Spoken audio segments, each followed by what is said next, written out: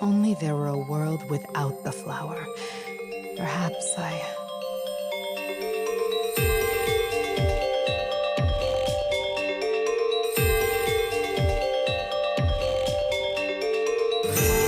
I'll kill every last intoner.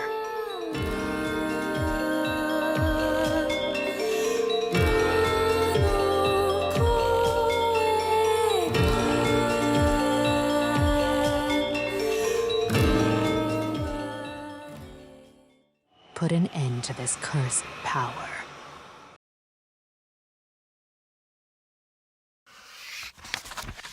A woman and a dragon, both covered in wounds, trudge across a beach.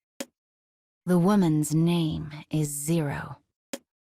She is a powerful swordswoman with a flower where her right eye should be. The dragon's name is Mikhail. He is a young white dragon with the power of speech. Both of them stand on the doorstep of death. Blood flows freely from their wounds.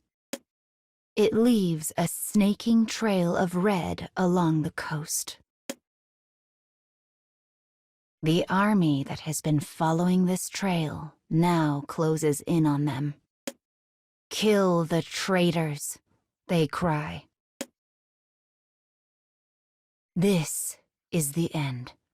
They can run no further. The woman grips her sword, steeling her resolve. The dragon lets fly with a howl in response. It cannot end here. They must live.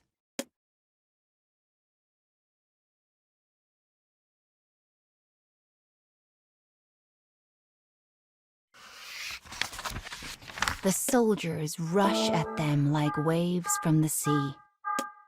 The swordswoman fights back, blood spraying from her wounds. In the midst of it all, something appears in the corner of her reddened vision. She sees the dragon collapse. Countless blades stick out from his white flesh. As the dragon lies in the sand, he ekes out a meager cry. The woman's hair rises in anger, and she immediately cleaves the soldier before her in twain. Sand flies as she rushes to the dragon's side. "I won't let you die." The woman stands in front of the dragon to shield him. Thump!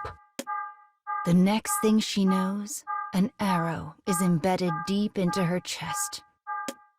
As she reaches up to pull it out, another follows.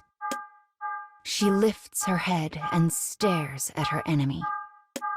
But a third arrow finds its mark in her eye, as though they had been aiming for that very spot.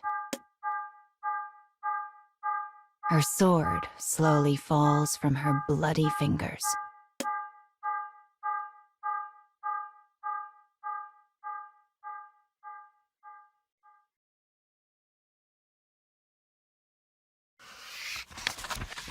The woman's beating heart slows,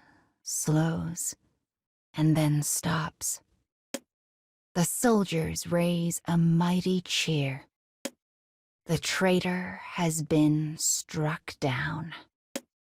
With only the dragon left, the soldiers move in to finish it off. But then, the woman's corpse begins to scream. As if responding to the scream, the flower in her eye glows red. And in the next instant, it swells up to an incredible size. Suddenly, another human spills from the flower, covered in blood. It is the swordswoman, reborn. She is a demon with the strength of the flower on her side. This cannot be the end. This cannot be the end. The revived woman attacks the soldiers with empty hands. She strikes down one after another with sheer brute force. But she is still greatly outnumbered. Swords penetrate her body, one after the next. She screams again and again and again. Yet each time, she is reborn from the flower. Her limbs are severed, her skull is shattered, her heart is pierced. Yet she comes back each time and falls upon her foe with renewed fury. It is a never-ending nightmare.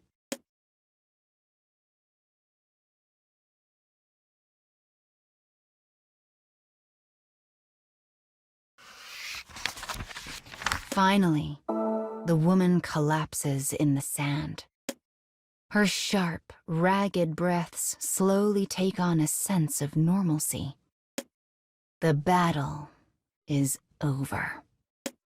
The only sound is that of the waves enveloping the crimson beach. Soon, the dragon's eyes flutter open. He looks over the mountains of dead soldiers, then back to the woman. "Thanks for saving me, Zero." His voice is that of an innocent child, a terrible mismatch for its massive size. "I only did what anyone should," the woman replies. The woman knows one absolute in her life. She must protect him. A flower blooms in her right eye. It is a cursed, loathsome power that would destroy the world. And only a dragon can extinguish it.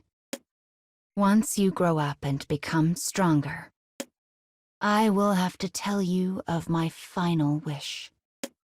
But until then, I will protect you, no matter how many of my lives it may cost.